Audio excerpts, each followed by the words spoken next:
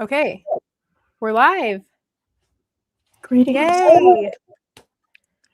It's So, my first first time going live. for the first time going live. Yep. Oh, he's already. Let me. Hi, Mister. Here. There he is. The man of the hour. Here he is. You want pickle? Look at you. You want the pickle? He likes pickles, huh? Sweeter too. We're not sure if he likes pickles. He's never tried pickles. But here he is. Everyone, this is Ezra. He has absolutely no idea how much the world loves him. But here he is. Happy baby. Is that so exciting? We wanted to start out by just giving everybody a giant thank you. Yeah, we never imagined that this would happen, that such a community would come together, and he's very happy. He's very happy and grateful.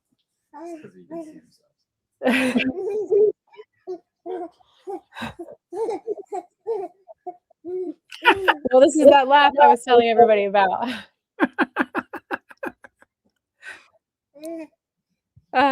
Sweet baby.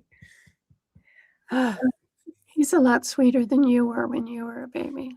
Was I not a sweet baby? You were sweet-ish, but you were also really bossy. Well.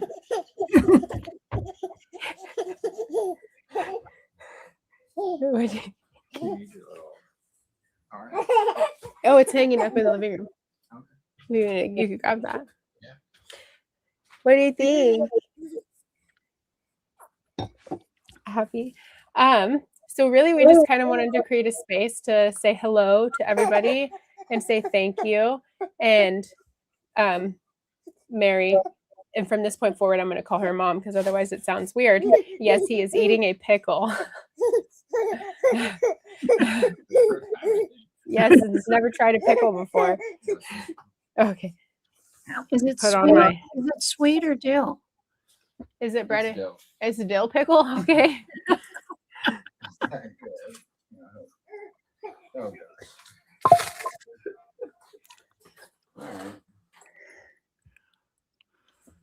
Come here.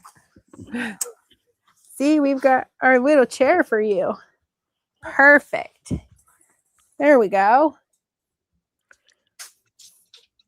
And Mom and I have talked extensively about doing a video together, so it felt like just the perfect time to do both. So Ezra's MRI, I promised for updates. We filed the appeal with his insurance company, and I've been in communication with his doctor. We've been taking measurements of his little birthmark and sending those pictures to his pediatrician through their patient portal.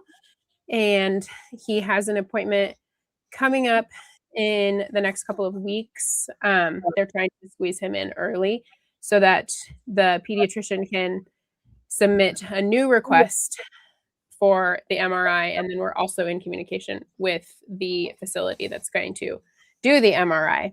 He will have to be put under anesthesia because he's a baby. And we're going to have to travel. Hopefully, we're only going to have to go to Eugene, which is about 2.5 hours. Otherwise, we'll have to go to Portland, which is about, 3.5, 4 hours away? 4.5 hours, yeah. But, I mean, he's just happy as ever. So, oh, you can't see him. That's terrible of me. Where's the pickle? He's going to dust your keyboard with his pickle. That's his, yeah. He's been planning the whole time.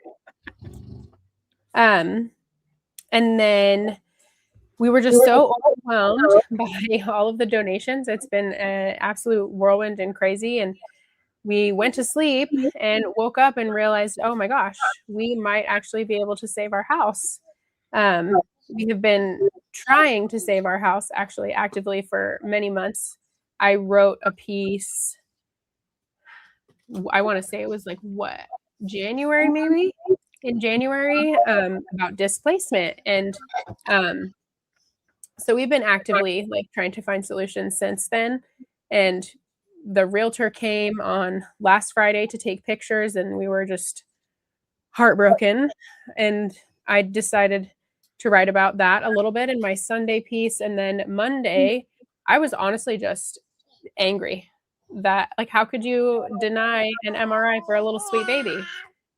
I couldn't imagine that. And so I wrote about it, and the outpour that came from the community was just incredible. And we never would have imagined that this would happen. But we are incredibly grateful, as is this little guy. And his grandma. I am I still feel like I could just hold him in the stunned and grateful. Very grateful.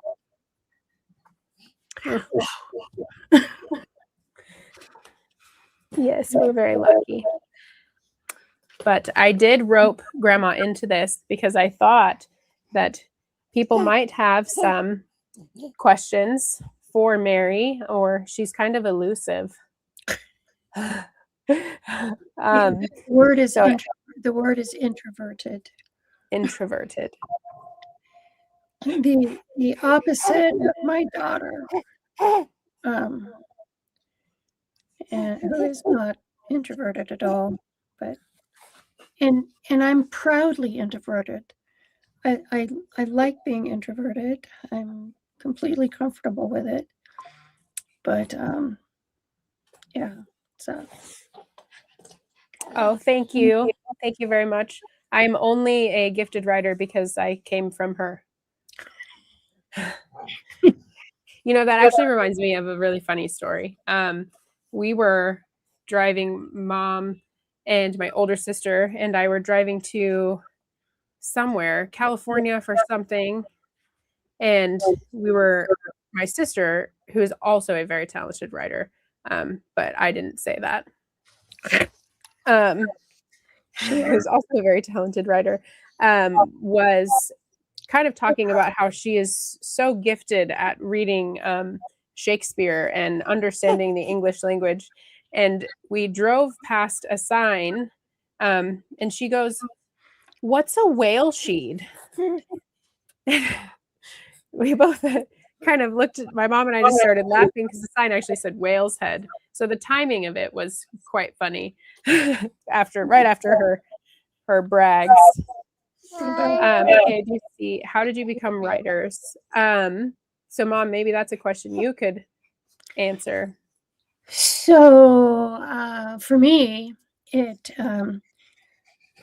basically started when my oldest son joined the military.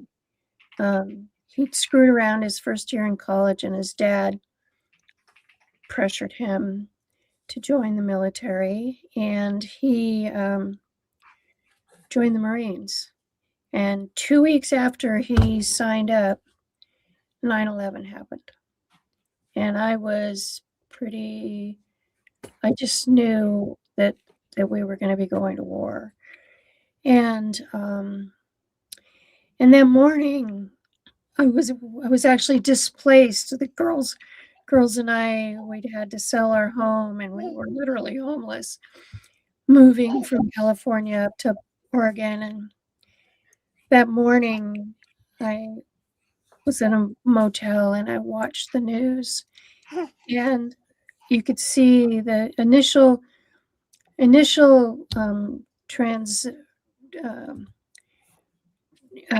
movement into Kuwait, and all the transports, and you'd see into the back of the transports, and they were full of troops, and I knew that my son was in one of those, and that it wasn't a movie. It was like so real and so raw. And because I've always been into knowing, like, I have to, like, totally understand something 100%. I became really frustrated with the news, the U.S. news coverage, and I discovered all these independent journalists and unembedded reporters and foreign news outlets, and I realized that people around me were still just watching CNN and NBC and whatever. And so I just started writing about it.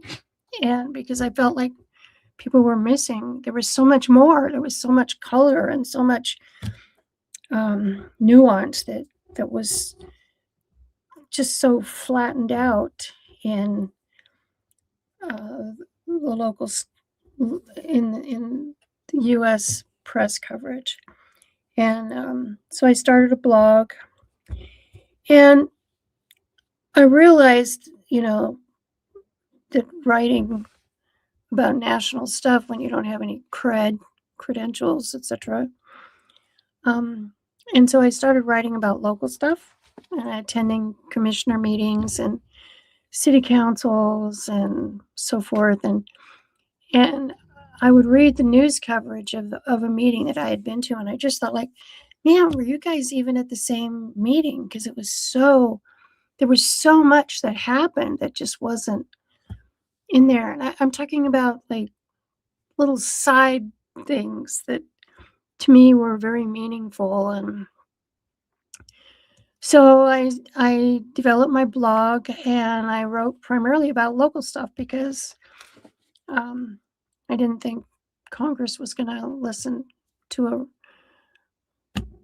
a rural mom, and I have to say that I'm really grateful.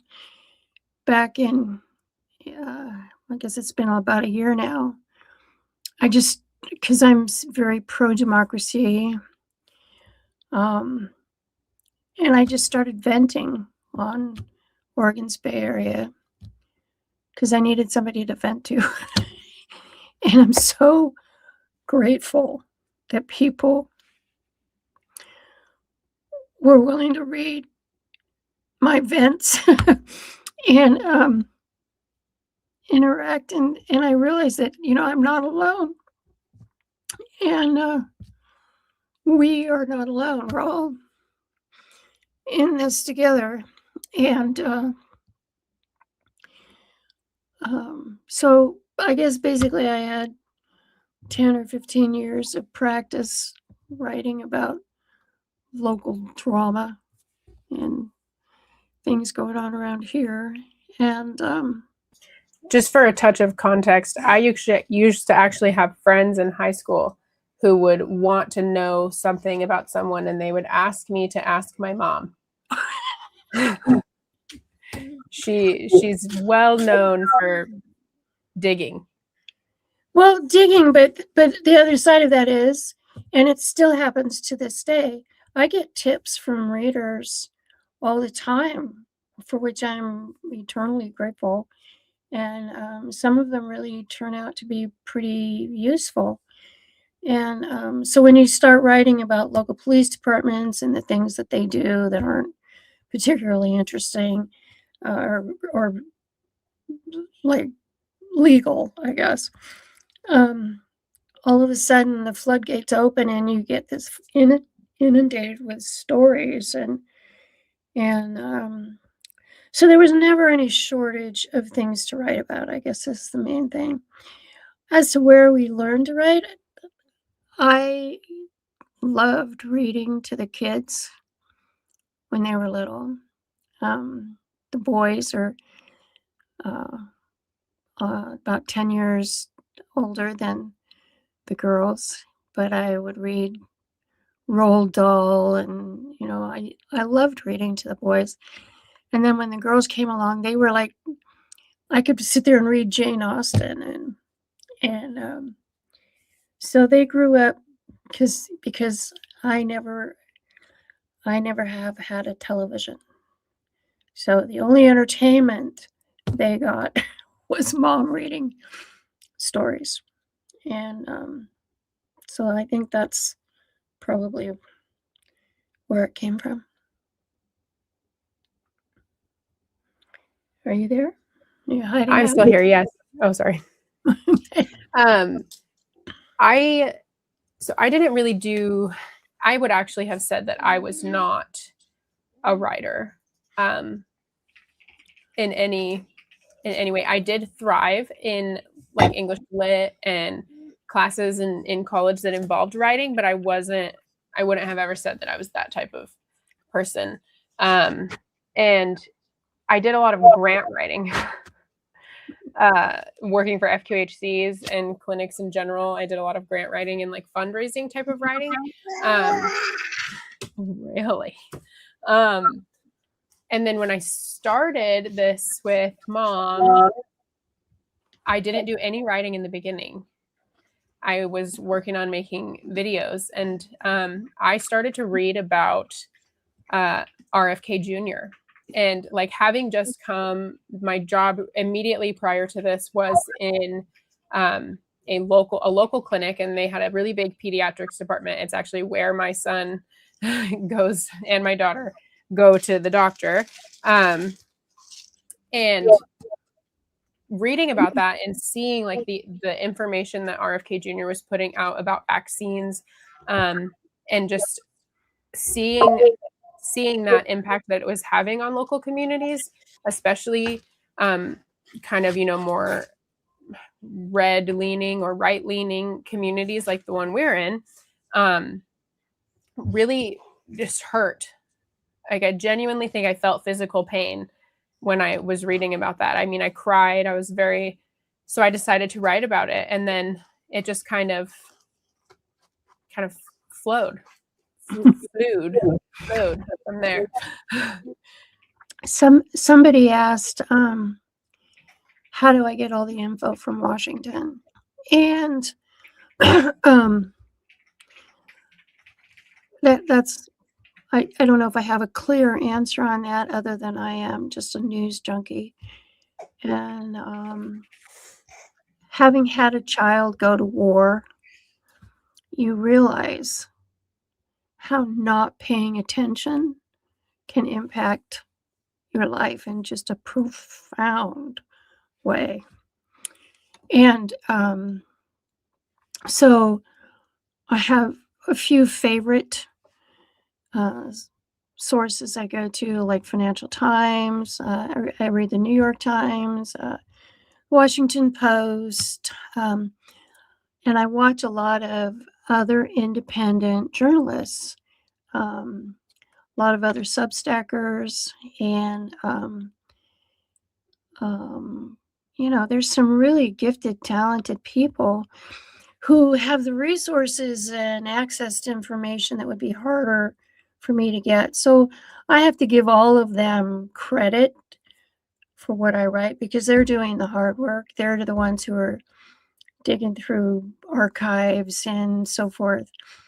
I did a lot of archive digging when I was writing about local stuff, but on the national level, that's beyond what I have the resources to do, at least at this point in time. And so I've learned how to ferret through stuff and just see how it all kind of meshes together and paints a picture of where we are as a country. And I hate to say it, but Donald Trump has just given me a huge amount of material to work with. And I hate writing about him, but I mean, I hate writing about him too, but I have to admit I did have fun with the piece that I did about them blowing up their own drone. I did have a good time with that one. That one was fun. For me, the only way I can get through it is to make fun of it. So, and it's so obviously abjectly Keystone copy. I mean, it's just brutal. How I don't know. I don't know how anybody can. I mean, I guess there's a difference between being canny and sly and actually knowing what you're doing. And we definitely don't. We may have a very canny crowd running the Trump regime right now, but they definitely don't know what they're doing. And I look forward to the day that I can just focus on sustainability and leaving a planet for my grandchildren that's livable. And at my age, that's all I can really fight for is trying to undo the damage that my generation has wrought. So anyway, I would say, like, I think your morning roundups are wonderful. I read them all the time, but I think the favorite piece of yours that I've ever read was is one of the Carpe Momentums, and I want to say it's Revoke Consent, but I don't think that's the one. It's not. It's Next Steps, and it's the one where you talk about the Great Depression and kind of how the people essentially just decided, hey, we're not going to stand for this. We're not. It's time to make a change, and the power that came behind that. I did one of the videos I did was that one, and it was actually very hard for me to get through it without crying. I read every piece that I write to my husband before I post it. Some of them I can make it most of the way through. Some of them are, funny, and that's okay. But I'm a sap. I cry about everything. What are your predictions for the November elections? oh man. Well, optimistically, I'm still reasonably confident that we will have November elections. Certainly at the local level, and hopefully at the national level. I think, well, let me be blunt. I'm not as optimistic about voting blue. I mean, we definitely, the Republicans have proven that they are not governing from a standpoint of common sense, but from pure ideology and party loyalty. But if you think about it, both parties have presided over where we are today. Whatever your opinion of where the United States is today, what your opinion is of income inequality or the wealth gap or the state of our environment, whatever your opinion is on that, both parties have presided over that. And so I don't see voting blue as being the end all be all, unless we start making sure that those blues are along the lines of Zoran Mamdani and maybe AOC. We have to redefine the party, and I'm not particularly I don't feel like we should be a two-party system. Shanley, our family lore, which I have never been able to confirm, but I've been told since I was a little kid, we are related to John Adams and John Quincy Adams. Now, John Quincy Adams was a really decent guy, and he himself said that the two-party system, by its very nature, is polarizing. And man, are we not seeing that today? And I wouldn't mind if we had a more parliamentary system or just accepted all these other parties, but whatever it is, for now, the Dems and the Republicans are both corporatist parties. They accept corporate donations. And So I don't know how optimistic I am about November. I would love to see a blue wave and a lot of impeachments and arrests, but I don't So know. I have a good question. If the day comes when, say, Donald Trump is impeached and then arrested, what will you do, Mom? How will you celebrate? Well, let's see. I've got a bottle of Prosecco on ice. Mars and I will head out for the river walk, and I don't know. I'll probably call some of my progressive friends, and cheer over the phone, and I'll be very happy. I'd be delighted. What about you? What would you do? I would skip the prosecco. What would I do? Oh, I don't know. I don't know what I would do. I would go tell everybody to get measles vaccines and take Tylenol. Probably. But I'd start not too start much. a campaign for Tylenol. Tylenol is healthy. Unless you OD on it. Right. Yeah. Do you know, it was actually what I thought was funny the most about that is I had just had Ezra. And when I was pregnant, we were constantly working out in the yard, and we were building things, and we were building the playhouse for the kids. And so I spent all my time outside. And there were times when, I pulled a muscle or I had my lower back pain and I needed to take Tylenol. And I remember thinking, well, what do they want everybody to do when they're pregnant? Just be in pain? Because that, Yeah. you just have to be in, and when you're pregnant, you must just sacrifice and be in pain. That is it. Is the only answer. Yeah. Well, I think this administration has definitely taken some shades from Gilead, it seems, but there's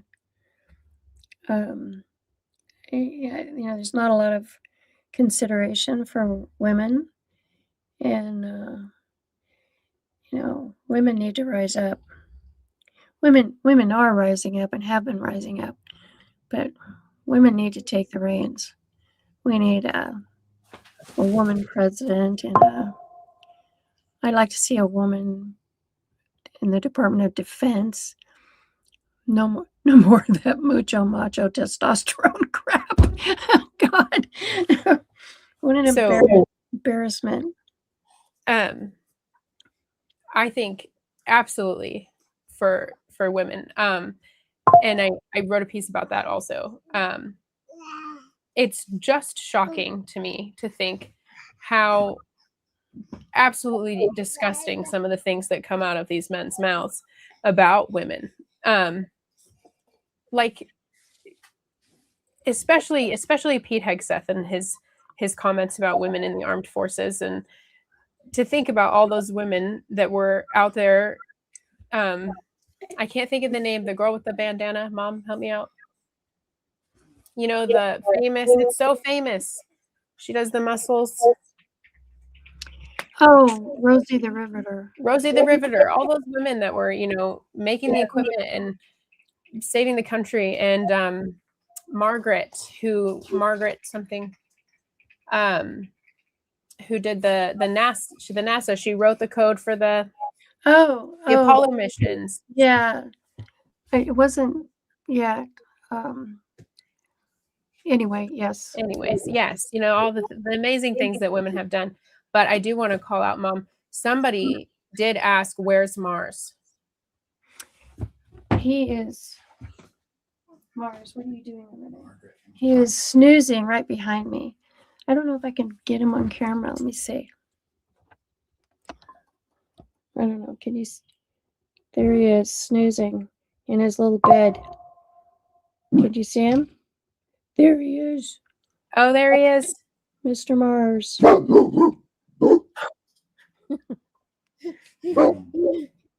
Yeah, that made Ezra laugh. Okay, enough. I think he's barking. I think Alex is making a Oh. pizza. And yet they all found women who would marry them. That's Lori. Yes. I'm not sure exactly how that occurred. I think it must be some kind of scam. Did you see somebody asked JD Vance a question? He was just about to board and he said, this reason Iran can't have nuclear weapons is the same reason why my wife can't go skydiving. Basically, did you see that? Yeah. Yeah. She has the freedom to do it, but she knows better than it. Yeah. Right. She knows that she's not allowed. Saying hello. Hi, Kathy. Welcome. Let's see. I know that there's other questions that have popped up from not necessarily in this thread, but in the past. I'm trying to think if I can remember any.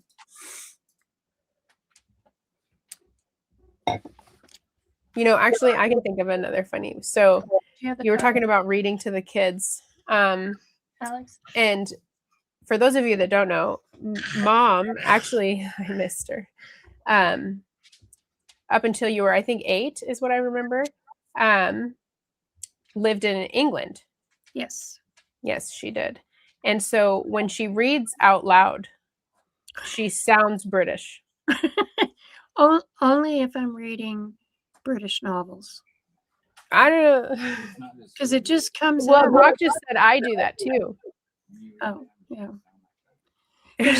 There's just like especially I mean, I didn't read Le Carre novels to the kids, but there's certain books that you read and the British is just dripping out of there, and it's hard not to make it come out of it just comes out of your mouth. That's all I can tell you. We are happy to introduce ourselves in person. It's a pleasure to virtually meet everyone. So just so you know, I kind of pleaded with Shanley to join me on Substack because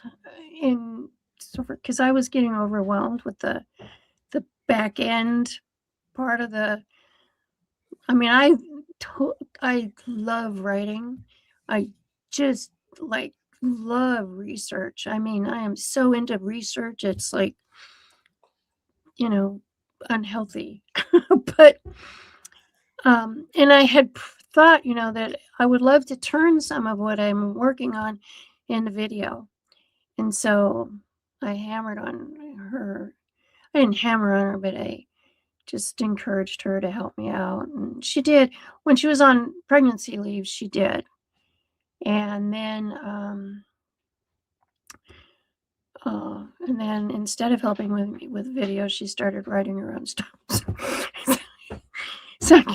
So now, hopefully, we'll do more video, but they probably not that many lives. I don't know. Maybe we'll do more lives. I'll tell you one of the reasons I'm afraid to do video. When I'm writing, I can edit out all my curse words that when I'm venting and reacting, and I'm like the names I call some of these people, and it's not very ladylike at all. And so I'm grateful that I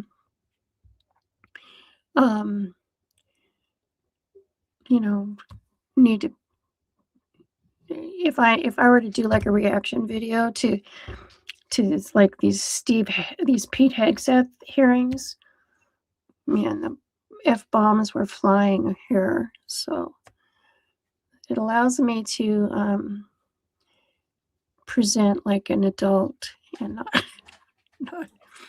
not like a barmaid or something. So you showed everybody Mars, so I have to show everybody Odin. Come here. This is Odin. Just kind of not turn your head. Gosh, I just realized. Come here, Mister. I forgot to put on my Well, mic. you do it. I can't reach it now. You forgot to put your. I did. You didn't remind me. This is Odin. I don't include him too much in my writing. I haven't gotten quite as good at that as Mom, but I'll have to start telling you about his adventures. Ezra loves Odin. Mars Odin's and Odin were big buds when they were puppies. They were only a couple months apart, right? Yeah, Odin's slightly older than Mars. Odin's a little bit older, yeah. They were no, Odin he's the sweetest dog. So we got him for Ash because our older dog, she couldn't really play anymore. And then so we got Odin, and Baba just hated him at that time. He's like, no, I want nothing to do with him. And we had Ember, and she loved him, and he's just a doll. Ember could walk up to him and poke him in the eye, and obviously we discouraged that because not all dogs are going to react that way, but she'd stick her fingers in his mouth and pull on his face, and it didn't bother him at all. And now Ezra's trying to do the same stuff, pull on his hair. He wants to be involved. Yes. What do you think, Mister? Maybe we could do a reaction video if Trump ever gets impeached again. But we could, yeah, that would be good. Let's see. It would be. We've had some comments. Let's say. We have Joanne joined us. Hello, welcome, Joanne.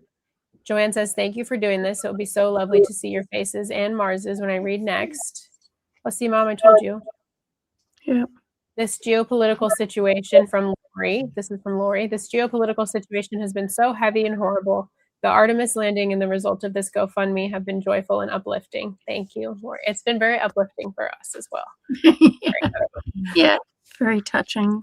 And Kathy, I think this is to my comment about your British voice, says perfect for Jane Austen then. Yes, it was. Yes. Anne of Green Gables too. You read Anne of Green Gables also. Yep. Yeah. When Jane Eyre and all that stuff. Yeah. And what's the rabbit? Peter Rabbit. Oh, yeah, Beatrix Potter. Beatrix Potter.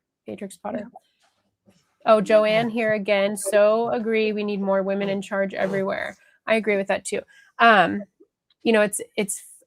worked both like prior to coming and working with Mom for men and women as my bosses. And in my experience anyway, women tend to get more things done. I notice. Get more things done for sure. But I mean, that's not primarily gender related. Obviously, it's personality. But Jillian said, I've had a couple of Goldens. Odin is a golden doodle. His dad was a poodle, and he is the only one out of his litter that didn't have curly hair. So we had to have him because he was the oddball. Hello. And then it would be wonderful to follow you here on YouTube too if you do videos. See, yes. Yes. We need that one was from Kathy Richards. We need to get on the videos. Shanley's job. She needs to do videos. We have actually recorded more than one. Mom and I together. And there are quite a few. I think there's like 50 or something videos. We've tried different things, and I am a perfectionist. I have problems, and then I get this from my mom, except my ADHD is diagnosed. I get into a project, and then that's all I can focus on is the project. And then my 3 children and my husband start to feel a little bit neglected. So trying to find the right balance for making video. I did the Carpe Momentums, which are on this channel. I mean, I think they're pretty good.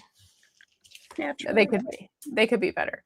But I did those, and I started to kind of get into a rhythm of it, and they weren't as bad. But the first few that I did the first one I did took me like 3 weeks to do. And then I got down to like 5 days to finish one. And then I think I finally scraped one out in one 18-hour period. But we do need to build up the YouTube channel a little bit more. I did a few recently where I just kind of was shocked by what was happening, and I had to say something about it. Let's see. Laura said, I too have had no TV for 3 decades. I prefer text for all the reasons you gave. Yes, I didn't have the luxury of choosing whether or not I had a TV. But no, we didn't have TV growing up.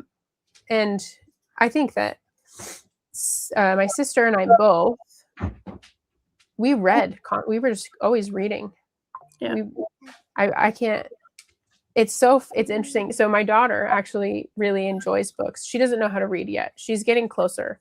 But she really enjoys books. She has tons of them. And my oldest asked me the other day, so why do we have so many books? Nobody here reads. And I was like, we keep the books, Bubba. Yeah. We keep the books. You probably don't want to put that many.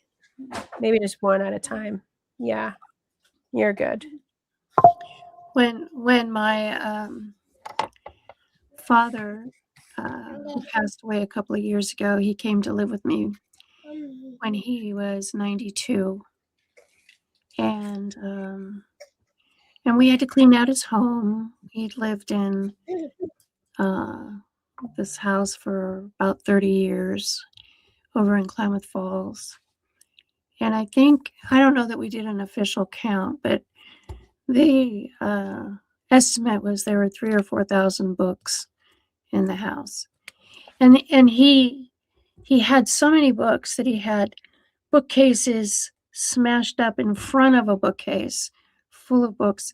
He had end tables made out of stacked books, and I remember at one point going through and I found 2 separate copies of the Iliad, and I said, Dad, do you know you've got like 2 copies of the Iliad here? And he said, yes, but they're 2 separate translations. And so anyway, so yeah, and he was quite the.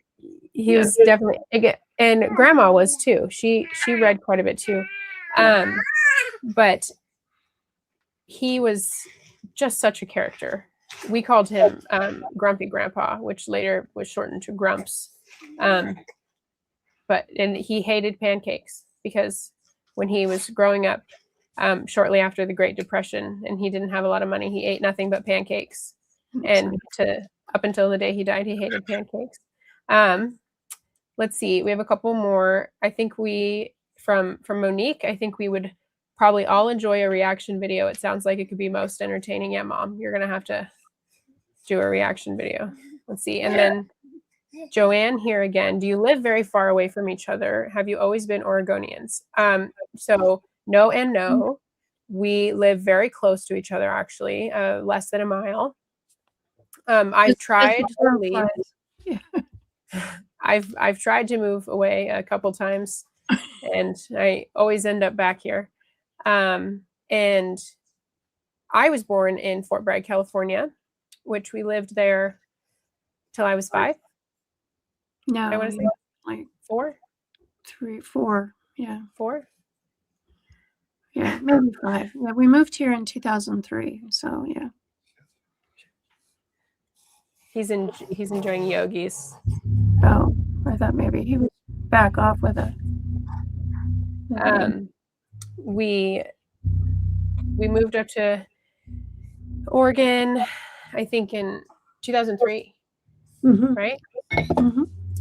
And we've been here ever since. So I think, at least, maybe this might not be true for you, but I would consider myself an Oregonian. Yeah. And then we have another comment. Thank you for all your awesome articles. Thank you for reading them. Makes a really big difference. Let's see. From Nancy. Love your work. I look forward to both of your posts every day. The depth of knowledge laced with humor often has me laughing out loud. It's the only thing that keeps me sane on any given day. Thank you very much.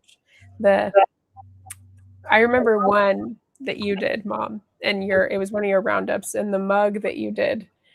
My husband and I both burst out laughing when we saw it. It was, I don't remember what it was now, but it's something America. It was like right around when the Greenland stuff was going on. Oh, I don't remember what I said either, but I don't make my mind up about the mug until after I've finished the whole piece. Monique says, I find it easier to read the news than watch the news. Books hold whole worlds inside them. TV will never be able to top that. I absolutely agree. 100% I agree. My sister and I actually used to have conversations about that when we were younger, but because it's your imagination, the writer gives you this narrative, and essentially gives you the building blocks to build a world. Hello. I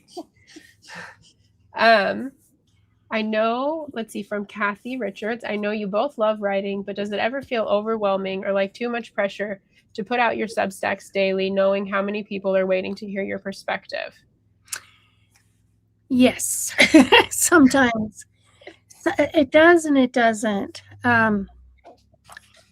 There are times when I'm like, I'm emotionally drained because I'm so disheartened by what's happening, and it's hard for me to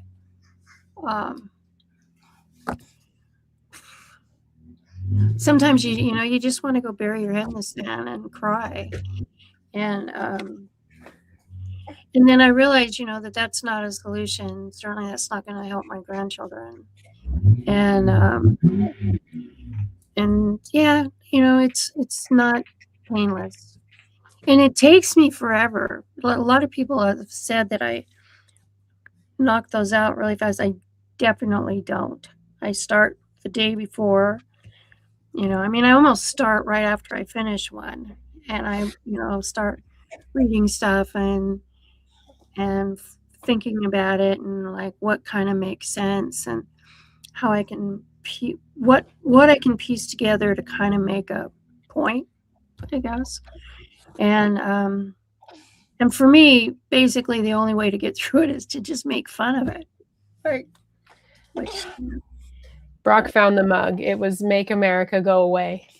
Oh yeah. Yeah.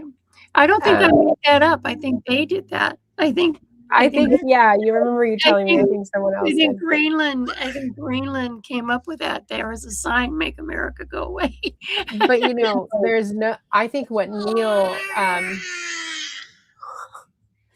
Neil Young did, because he like gave Greenland free access to his whole catalog.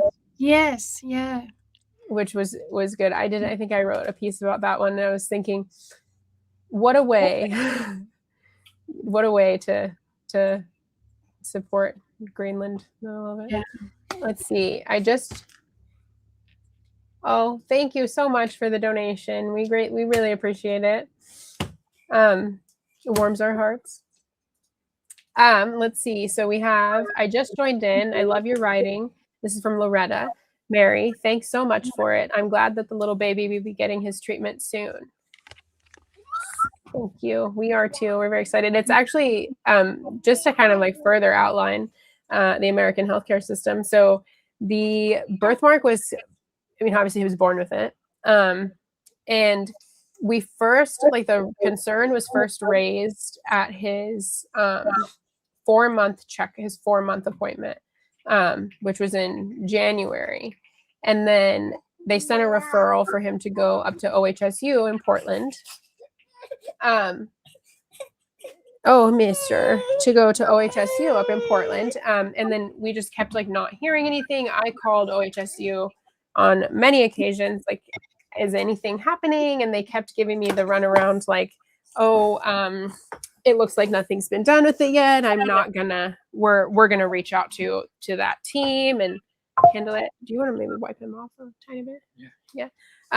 We're gonna reach out to the referral team and figure out what's going on. We'll be in touch. And I just kind of kept getting in this loop. And then I took him in for his 6-month appointment.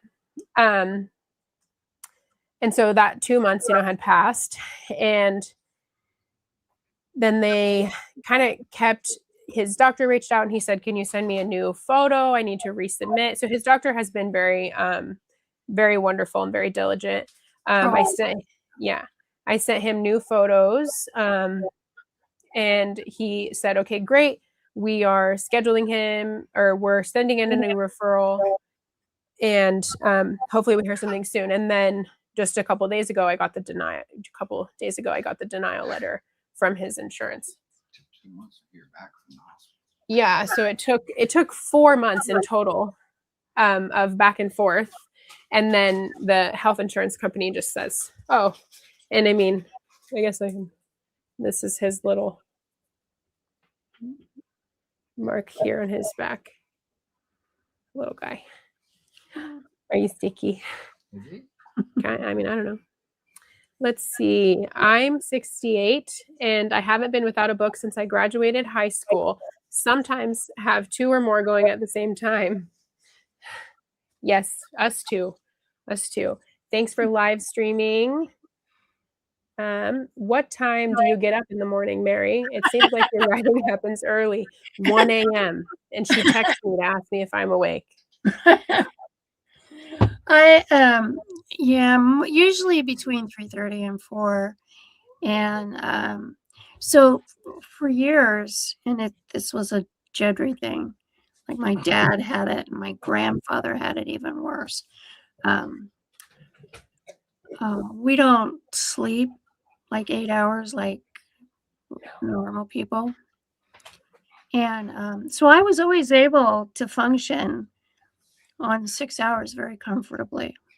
And as I've gotten older, I have started taking naps during the day. So within the last 5 years, that's happened because I never napped ever. And it was a real bone of contention between my ex-husband and I, because he just napped all the time and it drove me nuts. But I do nap now. But I don't know. I wake up and I'm thinking about what I'm going to write. And usually I've written segments already, like I'll read some news and I'll just write a reaction to it and put it aside. And then, I'll be thinking about it. I think I sleep thinking about it. And so then I'm up at like 3 or 4. And I like it then, number one, because my neighbors aren't working on their cars. And 2, it's peaceful. Mars sleeps through everything. And then I just start piecing it together. And I don't always make it, but I try to get it done by 7:30 or 8 o'clock my time, which is Pacific time. And then it's such a relief when it's all done. Like, okay, now I can go and make another cup of coffee, take a shower, go out and feed the crows. And so yeah, that's but yeah, I'm early. She is not nearly as early. She claims she never proofreads anything anymore because she's not reliable. Because there's never any mistakes, Mom. You're just looking, No, I totally make mistakes, but she looks for like typo type mistakes, and I like like I need somebody who's looking for like redundancy, because I'll be rewriting something and then I'm, you get to where you can't see the forest for the trees sometimes, and so I'll be He's getting happy. I'll have written and reread and edited, and that I don't see Move that sections around and that I don't see that I've actually said that 2 paragraphs earlier, and that so I make mistakes like that. so it's actually comical because when I was working in healthcare, I would wake up at 5 o'clock in the morning and start getting ready, and then I wake the kids up at 6:30. And when the kids are going to school, I usually get up around 6:30, but I also have to be fully transparent that at nighttime is the only time that I have that is not riddled with children. As much as I love my children, they are wonderful little creations, and they are all amazing in their own way. And I just couldn't have enough nice things to say about them. But also, I need some peace and quiet sometimes. So I do have a tendency to stay up later than I should. And since the third one, it's harder for me to wake myself up in the morning. I have to be truthful. And let's see, we had a question. Is the shirt Ezra has on a Joe Whale doodle? I actually don't know. We ordered a pack of them on Amazon. Brock answered. He said, Oh, he did. Okay. Yep. Let's see, Lori. I'm a decades-long reader too, and mistakes jump off the page for me or at me. You never have mistakes. See, Mom? I definitely have mistakes, but I'm getting better at.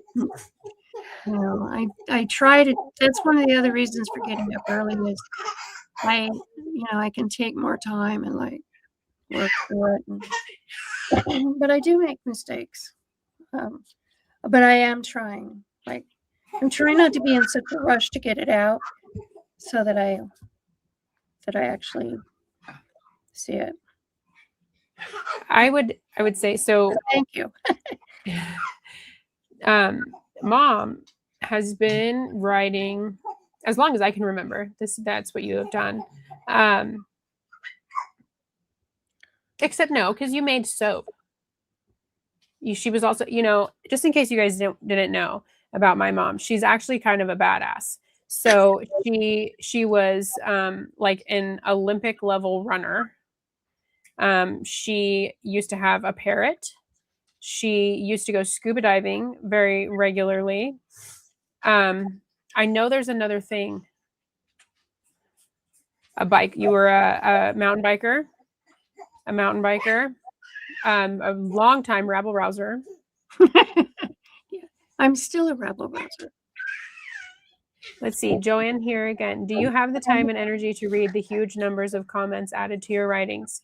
So I think both of us try really, really hard. We do try really hard.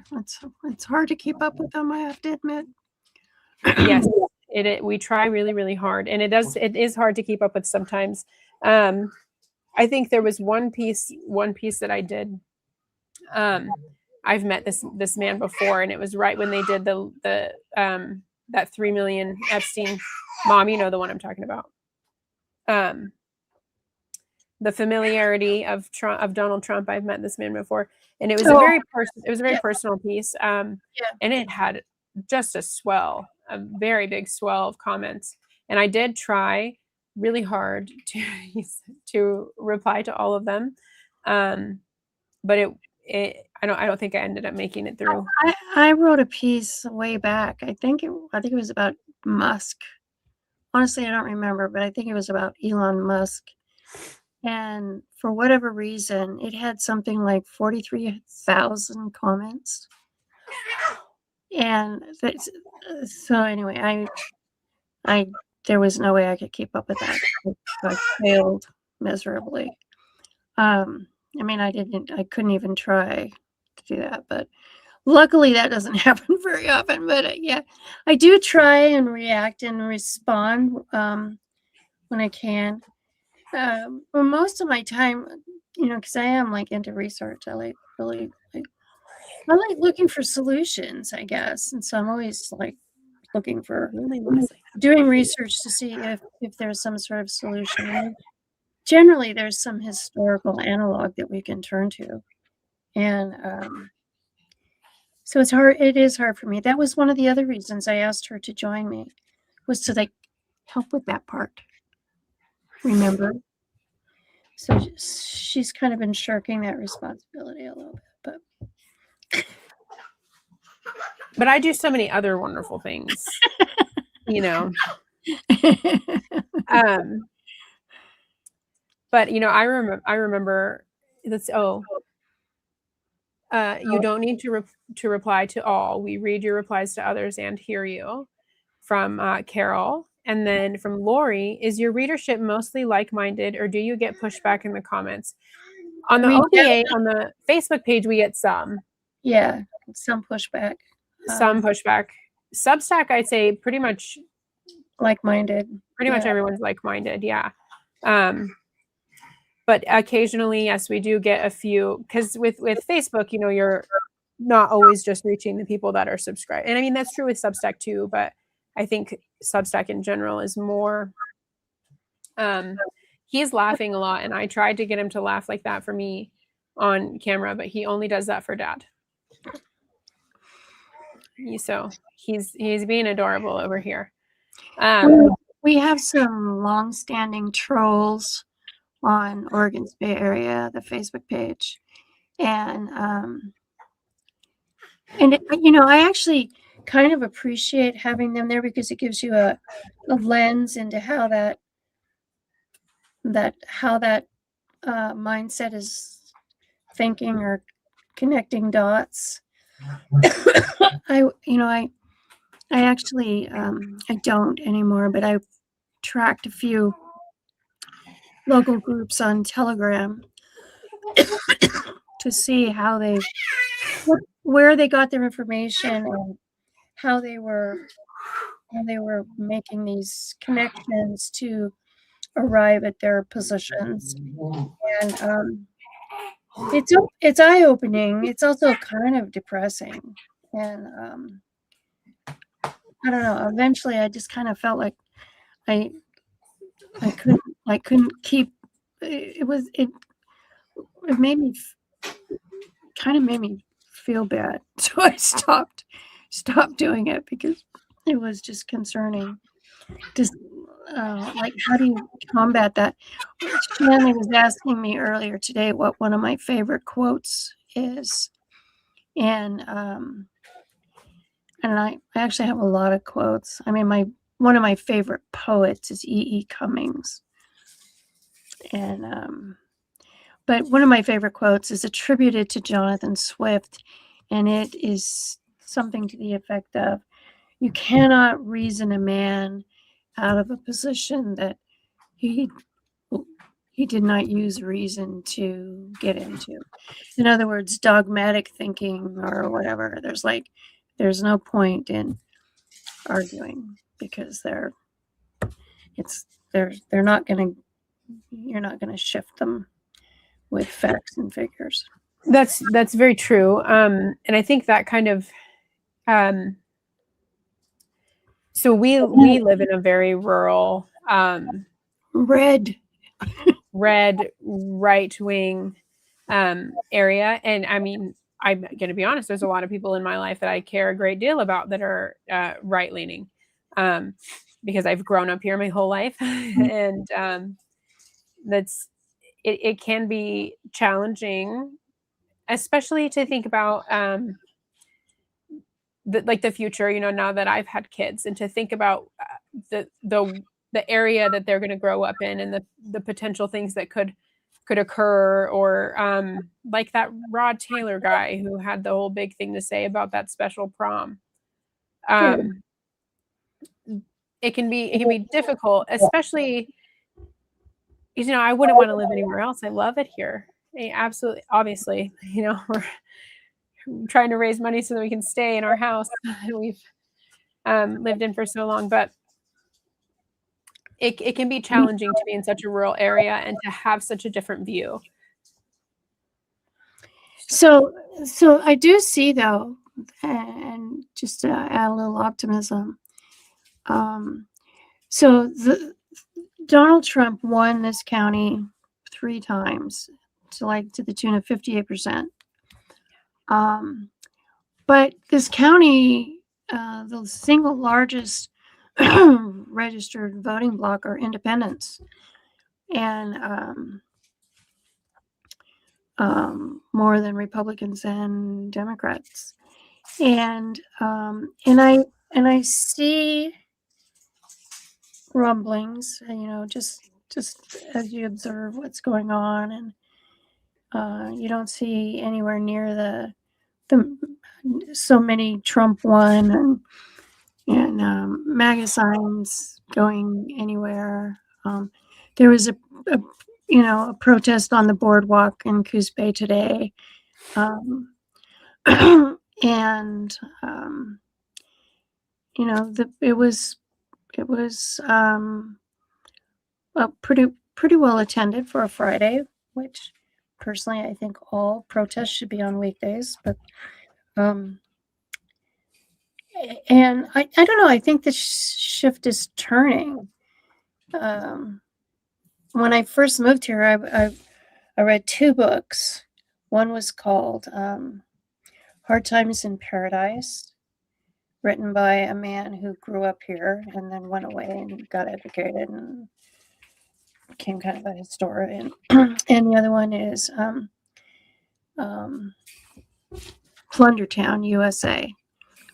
And they both chronicle how the big timber industry came in and took advantage of the resources here, just like all the most resource-rich areas in our country are also the most economically depressed.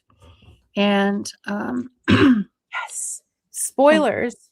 I just wrote a piece yesterday that was about the economy, and I won't give too much away. You'll have to go to our Substack, which my super generous, amazing husband is going to go link in the comments, just in case you're not already subscribed.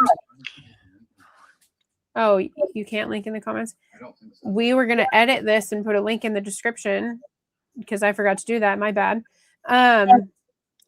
I did just do a piece, which is, it talks about the economy and how, like the top 10% and the top 1% really thrive on people kind of being stuck in that I'm almost free stage.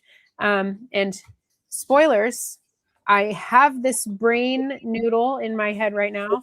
And I'm working on a follow-up to that, which kind of ties in a little bit to what Mom just said. excellent. Yes.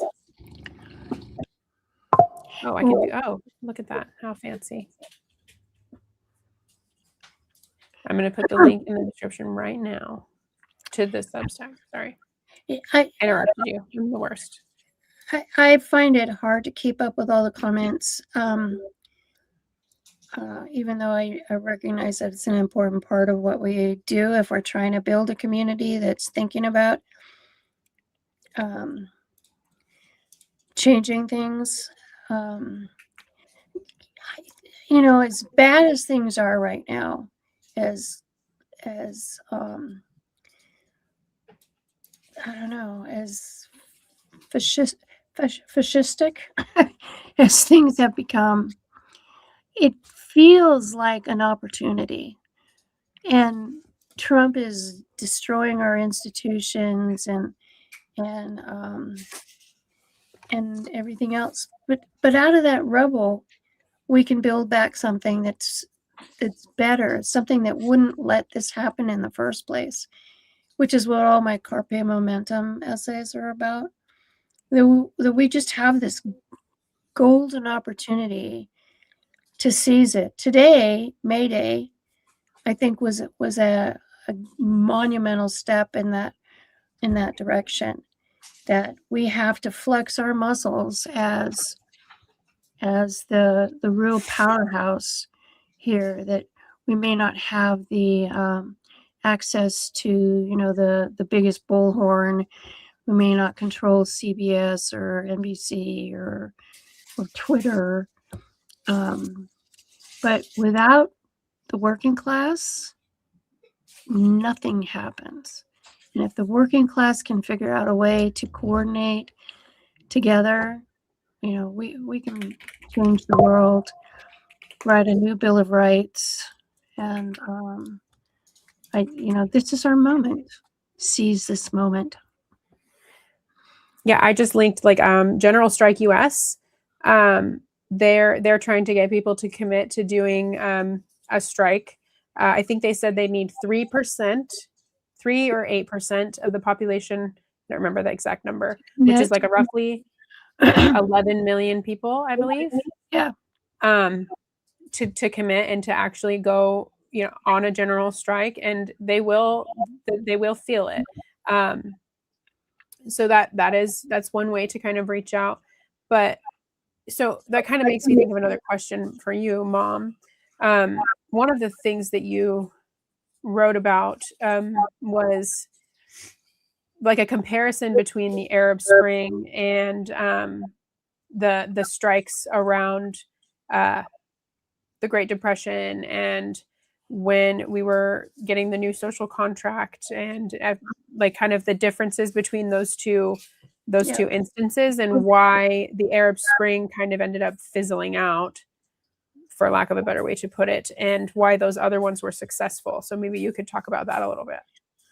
Well, I think the main issue, and you're thinking about like Wałęsa in Poland, and so leaders just rose. It was like an adhocracy. Nobody picked anybody to lead a movement. They just kind of emerged from things, but they knew what they wanted. And in the Arab Spring, I don't think they had defined what they wanted. And so I see that as our most important job. That's why I've thrown out these kind of sample Bill of Rights. We have to know what we want before we ask for it. And then when you go in and you make your demands, if we go to Washington, D.C. on a weekday and clog the metro and make it so that they can't call out for pizza or go home or anything until they pass a bill, we have to know what that bill is going to say. We have to tell them what we want that bill to say. So our job is to coalesce enough, and whether it's, generally it only takes a few percentages of people to make massive sweeping changes. So if 3 or 4 or 5% of us can get together and decide what we want a real democracy to look like, then this is how then we can present our demands, but they have to be clear and succinct and thought out. You can't just go and say end all wars and stop picking on people that are immigrants, and it's got to be clear. Otherwise, it's too easy for them to, I don't know, dismiss what we're saying, or it's too nebulous. So it can't be nebulous. It's got to be very succinct and defined and laid out. And unified, like everybody has to kind of be on the same page. Yeah. And details. So there has to be some basic details, like a basic Bill of Rights. Like, I've thrown out a couple of sample Bill of Rights, which by no means are everything. They're just a conversation starter. But we have to start somewhere, and then we can go through the process of refining it, which is right. what Congress is supposed to do all the time anyway, with its little bills and adjustments and so forth, but he's eating his foot. So Yeah. Yeah. Okay. Let's see. Kathy Richards says, I'm in Massachusetts, bluer than blue state, but I have friends and family that sadly and maddening enough are still firmly entrenched in their views about the current administration. We can definitely relate to that. My husband and I.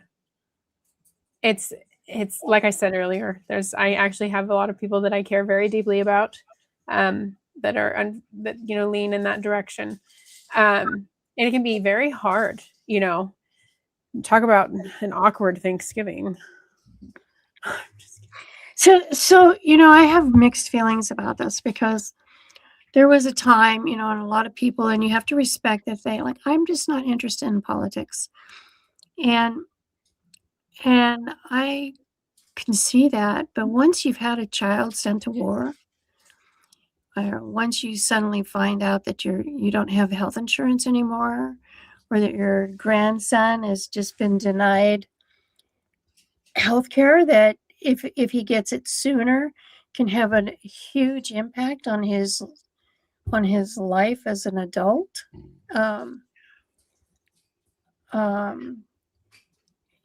Actually, that kind of raises you raise a really interesting point, and I have to interject. So the person that you are describing, the person who says, well, I don't really do the politics thing, was 100% me until relatively recently. Lori said Ezra is busily having a great time back there, and I must agree. He's very, very enjoying himself. But as it kind of probably started in 2020, in 2025 is when I started to kind of notice, even working in healthcare, because you hear all of these kind of whispers, people might get laid off, or this might happen, or because all of these cuts are going on. And then these people, is he really loud for you? Is he really loud? Yeah. He's like screaming. It sounds like these, say for example, like I had a lot of patients that I saw all the time. They came in for their regular wellness visits, or they were frequent flyers, or whatever the reason may be. I saw these patients a lot, and I dealt with a lot of the billing matters, and you see the impact that those things are having on the patients that are just trying to take care of themselves. They're just trying to take care of their kids. They're just trying to make sure that they have a stable future, and they're relying on this system that is so just unbearably broken. And you always kind of think to yourself, well, I know this must be like isolated, I'm sure that we just need to file the appeal, and we're going to convince them, and everything's going to go okay. And if this were going to happen to a baby, they surely wouldn't do that. And yeah, I get this denial letter, and I'm thinking, like, this is an 8-month-old baby. What they're talking about is a tethered spinal cord, which if any feel free to read up on it. It makes you really sad to read about. Could have a really lasting impact on him. And it could not. And it could be nothing. It could just be that he has a birthmark, who knows. But if it is that, and I didn't do everything in my power to do something about it, how could I, look at myself in the mirror? How could I be okay? And I think you probably can relate in such a way, like when you're talking about my brother, how could I not have convinced him not to go? And obviously these are just things that moms tell themselves, even though you do what you can, and that's just what it is.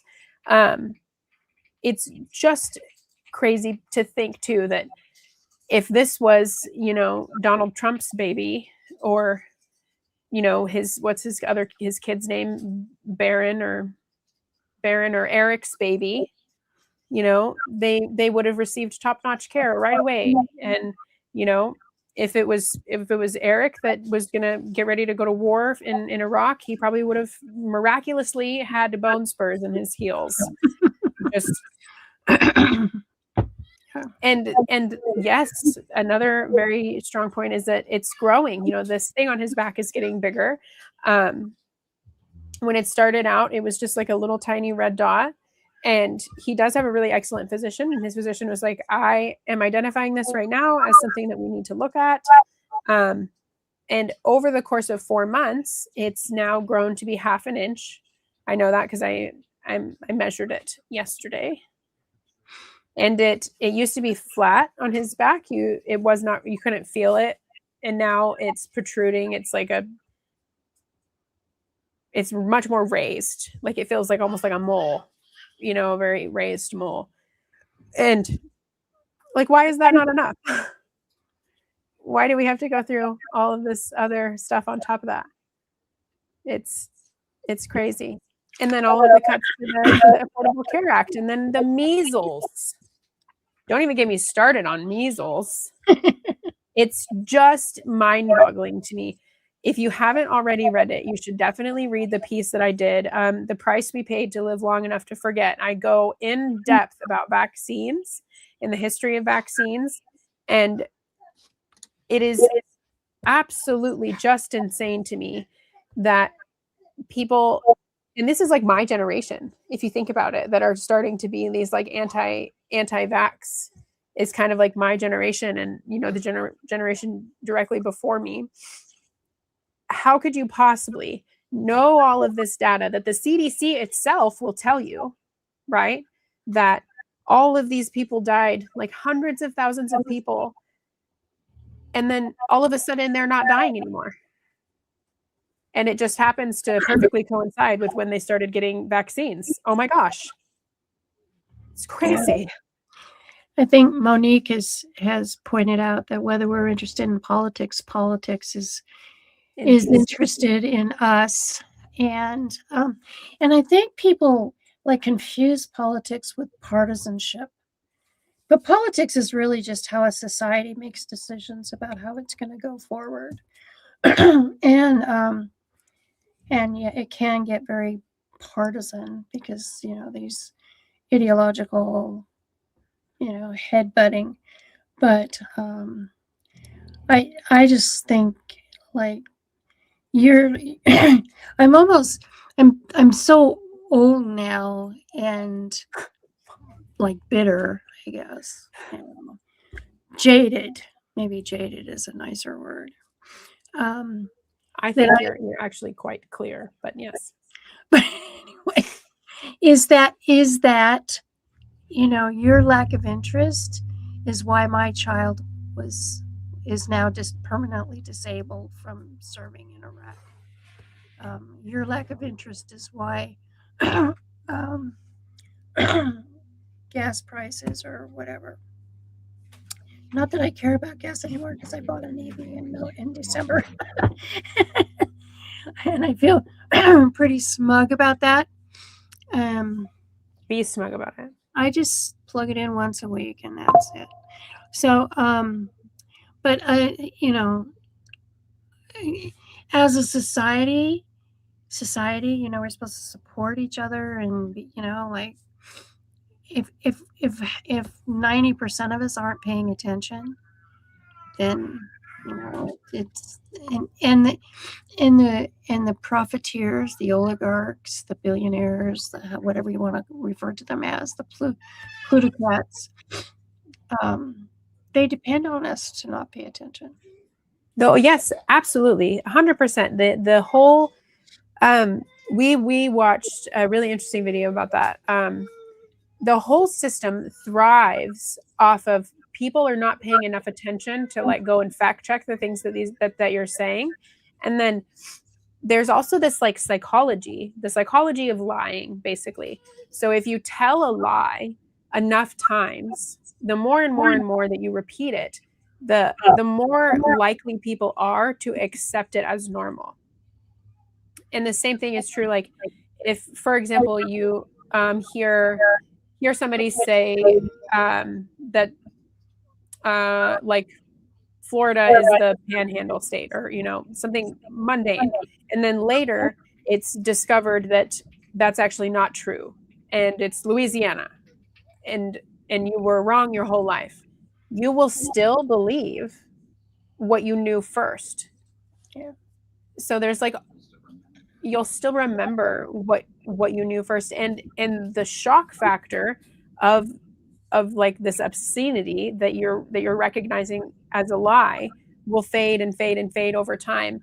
And the more that happens, it's like repetition. It's just the more times we say it, the more people will eventually believe us.